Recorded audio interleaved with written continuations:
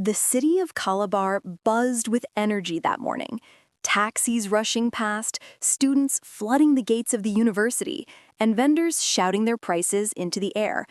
Among the crowd walked Adaora, just 19, her eyes bright with excitement. This was the beginning of a dream, a new life. Carrying only a small bag and endless determination, she moved into her aunt's modest home, since her father couldn't afford accommodation for her yet. Her late mother's voice often returned in her mind. "My Adaora, no matter what, your education will carry you further than anything else in this life." But the first semester wasn't as easy as she had imagined. Adaora often felt weak, dizzy, and constantly feverish.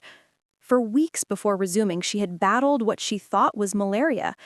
Her father had taken her to the clinic back home, where she was given drugs and injections, yet the sickness never left. "Don't worry, it's just stress," she would tell her aunt whenever the older woman frowned at her pale face. "I'll be fine."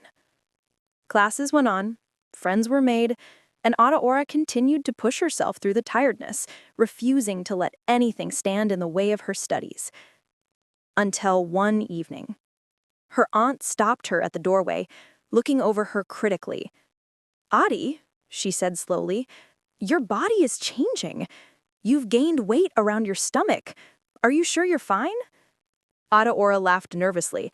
"Auntie, it's probably food. You know I eat late after classes." But the older woman wasn't convinced. With a stern look, she pressed a small white box into Adaora's hands later that night. A pregnancy test kit.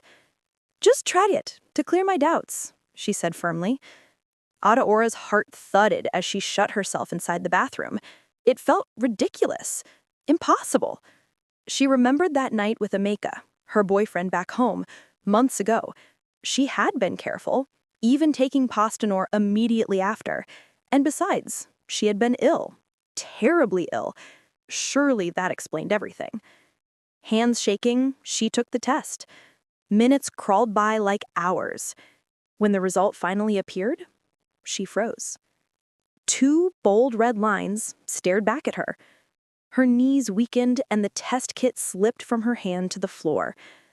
"No," she whispered, her chest tightening. This can't be true." Her mind raced. She had been walking around campus for months, carrying a life inside her, completely unaware. All the injections, the drugs, the malaria treatments, none of it had worked because it had never been malaria. Adaora pressed her palms to her stomach, trembling. A secret she never imagined was already growing inside her. And in that moment, her world, her dreams, her joy, her new beginning collapsed around her.